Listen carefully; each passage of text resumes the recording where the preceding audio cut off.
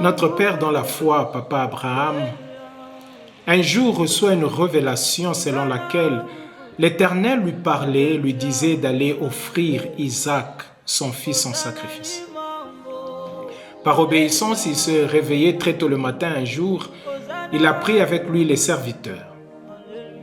Il a pris le feu, il a pris le bois, il a aussi pris l'enfant.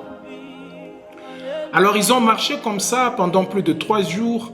Et le 4e jour, la Bible dit que quand Papa Abraham avait levé les yeux, il a vu l'endroit là où le sacrifice devrait être fait. Nous sommes ici dans le livre de Genèse au 22e chapitre. Permettez-moi de vous lire le 7e verset. La Bible dit, « Alors Isaac parlant à Abraham, son père, dit, « Mon père, il lui répondit, « Me voici mon fils. » Alors le fils a posé une question très pertinente. Il dit, « Voici le bois, voici le feu, mais où est l'agneau pour l'Holocauste ?» Donc je pense que cette question est en train de bouillonner dans le cœur de l'enfant.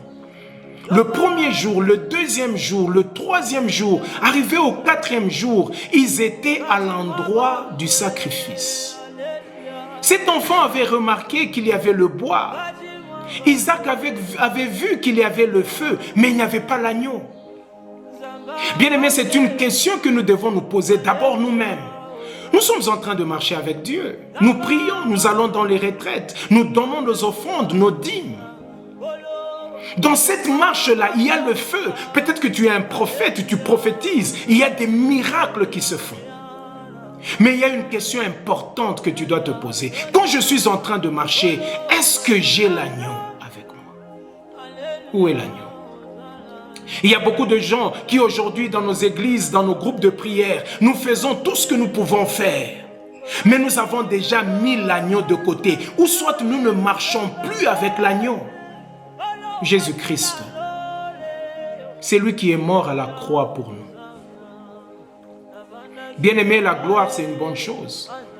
Comme ici, Abraham avait le feu, qui peut être le symbole des miracles, des signes, des prodiges. Il avait le bois, qui peut être le symbole de biens matériels, des biens financiers. Mais il n'avait pas l'agneau avec lui. Bien-aimé, quand tu marches avec Dieu, quand les gens te regardent dans tout ce que tu fais, est-ce que l'agneau est encore là? Est-ce que l'agneau vit encore en toi? Pose-toi cette question et dis-moi quoi.